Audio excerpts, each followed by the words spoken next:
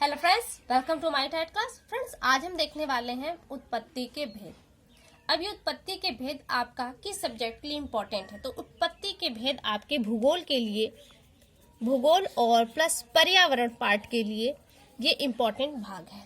यानी कि जीवों की उत्पत्ति कैसे हुई, उत्पत्ति के भेद, हर एक जीव, पौधे या जो भी इस वक्त है आपको देखने चारों तरफ जो नजर में आती है, उनके उत्पत्ति के कारण क्या है उन जीवों के। तो हम यहाँ पे देखते हैं। तो उत्पत्ति के जो भेद हैं वो 4 भेद हैं। पहला है अंडज, स्वेदज, उद्भिद, जरायुज। ये क्या है? पहले देखिए अंडज। अंडज जो अंडे से उत्पन्न होते हैं, अंडे से जो जीव उत्पन्न होते हैं उन्हें अंडज भी कहते हैं। प्रश्न यहाँ से बनेगा इसमें अंडज कौन है, या फिर दे देगा कि इसमें स्वेदज कौन है, और 4 ऑप्शन रहेंगे, वहां से आपको छांटना होगा। तो आप इनको समझ लेते हैं तो ये आपके लिए इजी वीडियो हो जाएगी। ये भूगोल और पर्यावरण दोनों के लिए इम्पोर्टेंट है। अंडज जो अंडे से उत्पन्न होते हैं, तो अंडे से कौन कौन से जीव उत्पन्न होते हैं ये अगर आप जान लें तो ये आपके लिए अच्छा होता है। तो यहाँ पे सभी पक्षी आ जाते हैं आपके, क्योंकि सभी पक्षी आपके क्या होते हैं? अंडज है। लेकिन किसको छोड़कर? चमगादड़ को। चमगादड़ पक्षी होने के साथ साथ है तो, लेकिन ये स्तनधारी है, ये अंडज नहीं है, ये स्तनधारी, ये बच्चे पैदा करता है।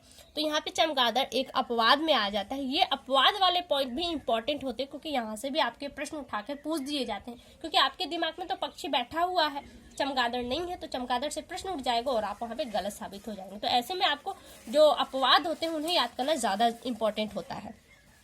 आपके चमगादड़ है, सांप है, और ऐसे वो सभी जीव हैं जिन्हें आप जानते हैं जो अंडे देते हैं, वो सारे जीव आपके आ जाएंगे अंडज। अब आ जाता है स्वेदज। स्वेद में होता है पसीना, और स्वेदज में जो पसीने से उत्पन्न होते हैं। तो पसीने से कौन कौन से जीव उत्पन्न होते हैं? यहाँ पे थोड़ा कंफ्यूजन होगा, लेकिन जो आपके सर में जुआ आता है ना, वो जुआ जो सर में आते हैं, जुआ। कुत्तों के शरीर में पिस्सू आते हैं, पिस्सू पिस्सू वे मतलब कुत्ते जो होते हैं उनके शरीर में उत्पन्न होने वाले जुए हैं पिस्सू। वहीं पे आपका खटमल, ये सब क्या है कि पसीने से उत्पन्न होते हैं। पसीना बहुत ज्यादा होता है तो ये जीव उत्पन्न होते हैं। और ये जरूरी नहीं होता कि बहुत से शरीर में कहते हैं ना कि दूसरे के सर से दूसरे के सर में चले जाते हैं, ऐसा भी होता है, लेकिन ये पसीने से उत्पन्न होने वाले जीव हैं। अब आ जाता है उद्भिद। उद्भिद होता है जो जमीन को फोड़कर बाहर निकलते हैं। जमीन को फोड़कर बाहर कौन निकलते हैं? आपके समस्त बीज जिसे आप उगाते हैं वो आपके क्या होते हैं? जमीन फोड़कर बाहर निकलते हैं, जिसमें आपकी समस्त फसलें आ जाती हैं। क्योंकि जितनी भी फसल बोई जाती है वो मिट्टी में बोई जाती है, और जब वो मिट्टी तोड़कर बाहर निकलता है तो वो क्या कहलाएगा? आपका उद्भिद। फसल है, फसल में आप बीज ही यूज करते हैं, इसलिए इस चीज को समझे, लिखे या ना लिखे यहाँ पर डिपेंड करता है। तो उद्भिद में जो जमीन को फोड़कर बाहर निकलते हैं, इसमें समस्त वो चीज आ जाएंगी जिन्हें आप जानते हैं जो जमीन में बोए जाते हैं और वो जमीन फोड़कर बाहर निकलते हैं। अब आ जाता है सबसे इंपॉर्टेंट जरायुज। यहाँ पे एक पॉइंट ध्यान दीजिएगा, मैं बता रही हूँ। जरायुज में होता है जो गर्भ से उत्पन्न होता है, गर्भ से। तो इसमें समस्त मानव जाति आती है आपकी, मानव, और लगभग सभी पशु भी आते हैं जो बच्चों को जन्म देते हैं। लेकिन इसके अलावा पेड़ भी आते हैं। आपने मैंग्रोव वन का नाम सुना होगा, मैंग्रोव। ये क्या है? इनके जो बीज होते हैं ना, ये अपवाद की तरह आता है। आप ये ध्यान दीजिएगा कि समस्त जो बीज होते हैं वो क्या होते हैं? हम जमीन में डालते हैं और वो उद्भिद के रूप में बाहर आते हैं। लेकिन जरायुज जो होता है गर्भ में, यानी कि जो मैंग्रोव वन होते हैं, इनके जो बीज होते हैं, मैंग्रोव वन होते कहाँ हैं? जो दलदली भूमि होती है। तो दलदली भूमि और वो खारी भूमि होती है।